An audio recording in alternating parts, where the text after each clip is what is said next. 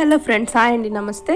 So ఈరోజు వీడియోలో topic ఏంటంటే, మనం ప్రింటింగ్ చేస్తున్నాం కదండి. ప్రింటింగ్, అది స్క్రీన్ ప్రింటింగ్ అవనివ్వండి, బ్లాక్ ప్రింటింగ్ అవనివ్వండి, మనం శారీస్కి, చున్నీస్కి మనం బార్డర్స్ వేసినప్పుడు మనకి శారీ అయినా చున్నీ అయినా 4 కార్నర్స్ ఉంటుంది కదండి. సో 4 కార్నర్స్ కూడా మనం బార్డర్ అనేది కలిపే జాయినింగ్ టెక్నిక్ ఉంటుంది అనమాట. ఆ టెక్నిక్ లేకుండా మనం వేస్తే అది రాంగ్ అవుతుంది. సో ఎలా వేస్తే రాంగ్, ఎలా వేస్తే రైట్ అనేది నేను మీకు ఈరోజు వీడియోలో చూపించబోతున్నాను అనమాట. సో మీరు ఇదే ముందుగా నా ఛానల్ చూస్తున్నట్టయితే కనుక నా వీడియోస్ ఒకసారి చూడండి. మీకు నచ్చితే కనుక సబ్స్క్రైబ్ చేసుకోండి. కింద రెడ్ కలర్ సబ్స్క్రైబ్ బటన్ ఉంటుంది, పక్కన బెల్ ఉంటుంది, కంపల్సరీ టచ్ చేసి యాక్టివేట్ చేసుకోండి.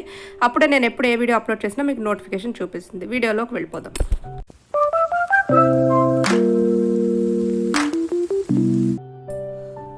అండ్ అలాగే ఈ బ్లాక్ ప్రింటింగ్ కోసం మనం టేబుల్ మీద ఏమేమి వేసుకోవాలి అనేది నేను ఇంతకుముందు వీడియోలో చూపించానండి.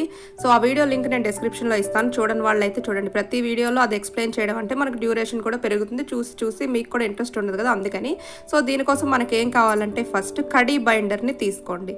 నేను జస్ట్ శాంపిల్గా చూపించడానికి కాబట్టి తక్కువ పేస్టులు కలుపుకుంటున్నాను. శారీస్ చున్నీస్ మీద వేసుకునే వాళ్ళు ఎక్కువగా కలుపుకోండి, ఓకేనా. కడీ బైండర్.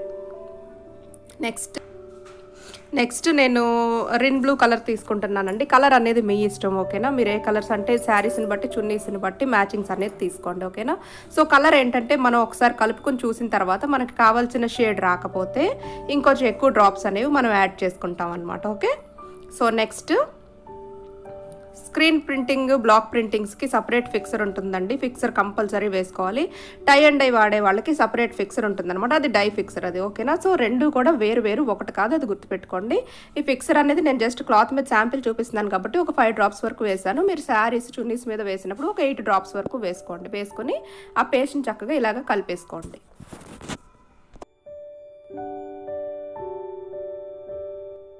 ఓకే, ఇలా చక్కగా కలుపుకున్న తర్వాత ఒక ప్లేట్, దాని మీద ఫోమ్ షీట్ ఒకటి తీసుకోండి.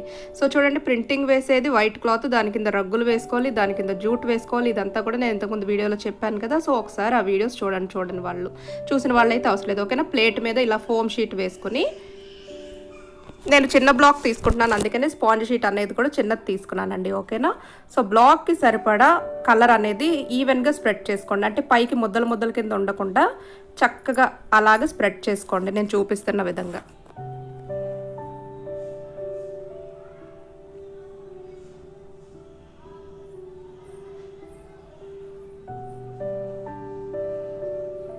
ఓకేనా. అది స్పాంజ్ తీసుకుంటుంది చూసారా, ఆ కలర్ అనేది అది అబ్జార్బ్ చేసుకుంటుంది, అలా ఉండాలి. ఒక చోట ఒకలాగా ఉంటే ఏంటంటే ప్రింటింగ్ అనేది మీకు ఈవెన్గా పడదు, ఒక చోట ముద్దలుగా పడిపోతుంది అనమాట, ఓకేనా. అలా కాకుండా చక్కగా ఇలాగా స్ప్రెడ్ చేసుకోండి. స్ప్రెడ్ చేసుకున్న తర్వాత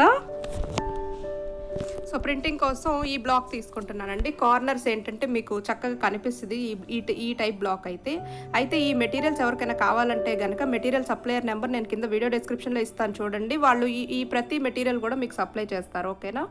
ఓకే, బ్లాక్ని ఎప్పుడు కూడా మనం ఇలా కొట్టాలి కదండి. కలర్లో అలా డిప్ చేసి జస్ట్ అలాగా టచ్ చేయండి, క్లాత్ మీద పెట్టి 2 సార్లు కొడితే సరిపోతుంది, ఓకేనా. నేను ఎలా వేస్తున్నానో ఒకసారి చూడండి. ఫస్ట్ ఎలా వేయకూడదో చూపిస్తున్నాను, ఓకేనా. మనం సెకండ్ టైం ఆ బ్లాక్ని ఫస్ట్ ప్రింటింగ్కి కలిపేటప్పుడు ఆ లైన్స్ అనేవి కరెక్ట్గా కలిసేలాగా చూసుకోండి. బ్లాక్ ప్రింటింగ్లో ఏంటంటే అది ఇంపార్టెంట్ అనమాట. ఓకే, చూసారు కదా, కలుస్తుంది కదా, అలాగా కలుపుకుంటూ ప్రింటింగ్ అనేది వేయండి.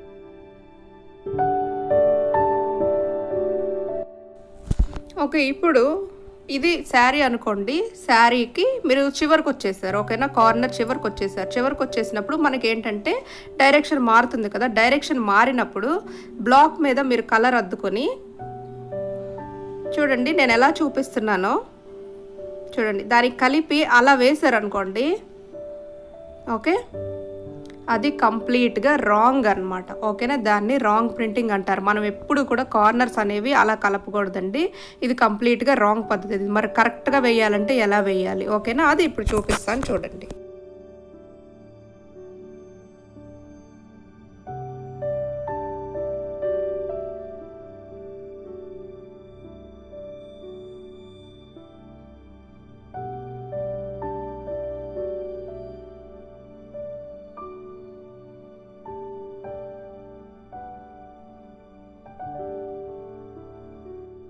ఓకే.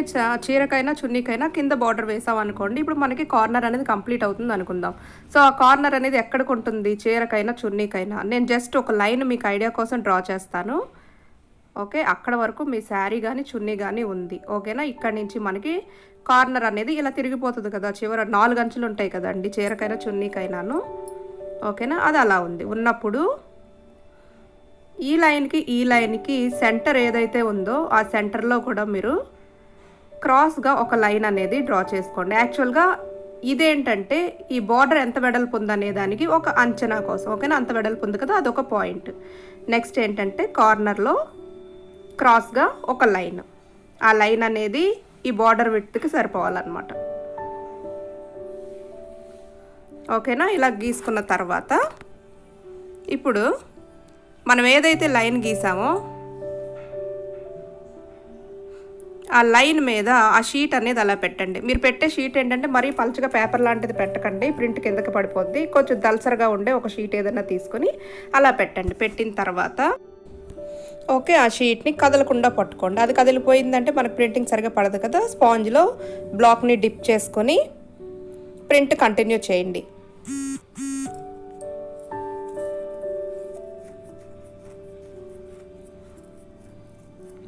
ఓకేనా? ఇంకా మనకి కార్నర్ అనేది కంప్లీట్ అవ్వలేదు, గ్యాప్ కనిపిస్తుంది కదా మీకు. సో దాన్ని అలాగా మీకు బ్లాక్ పేపర్ మీదకి వెళ్ళిపోయినా పర్వాలేదు, జస్ట్ అలాగ కంటిన్యూ చేయండి ఆ పేపర్ని కదపకుండా.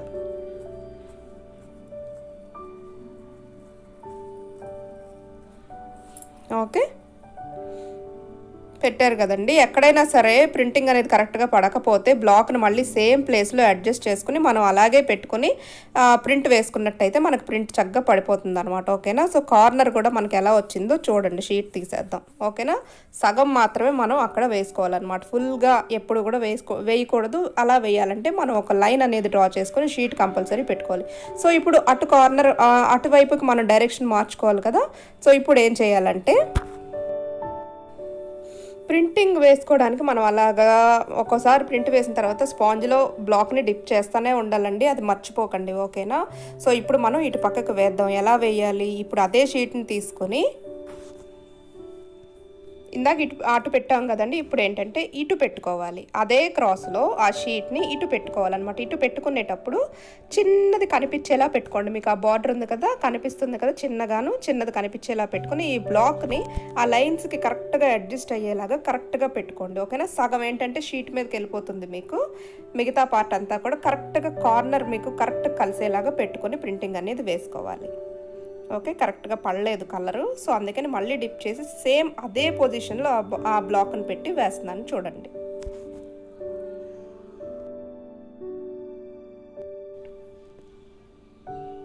ఓకేనా? షీట్ తీసేస్తే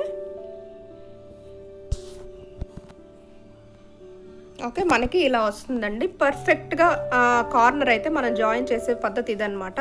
సో ఇటు పక్కన కూడా ఈ సైడ్ కూడా మీరు మొత్తం అంతా వేసేసుకున్న తర్వాత మళ్ళీ పైన ఇంకొక డైరెక్షన్ తిరుగుతుంది కదా, ఇంకొక డైరెక్షన్ తిరిగినప్పుడు కూడా సేమ్ ఇదే టెక్నిక్ని మనం అక్కడ యూస్ చేస్తాం. సో అది చూపిస్తాను నేను.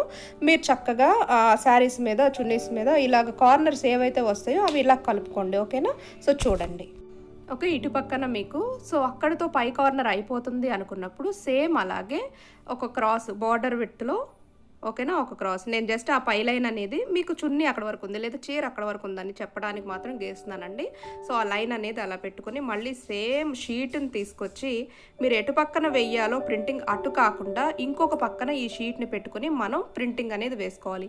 ఇటు కంప్లీట్ అయిపోయిన తర్వాత అటు వెయ్యాలి కాబట్టి ఆ షీట్ని మళ్ళీ ఈ డైరెక్షన్లోకి మార్చి కంటిన్యూ చేసుకోవాలన్నమాట. సేమ్ ఇది సింపుల్ టెక్నిక్ అండి, మీకు అర్థమైతే మీరు చక్కగా వేసేసుకుంటారు. ఓకేనా? ఓకే, సో ఇప్పుడు షీట్ని ఇటు పక్కకు పెట్టి అటు కంటిన్యూ చేస్తాం అనమాట.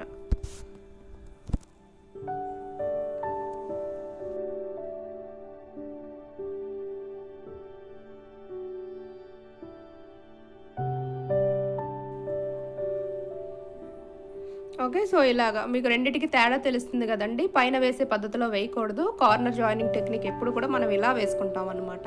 ఓకే, మరి మీకు ఈ వీడియో నచ్చితే లైక్ చేయండి. ఇంకొక మంచి టాపిక్తో ఇంకొక వీడియోలో మళ్ళీ కలుద్దాం. Thank you for watching.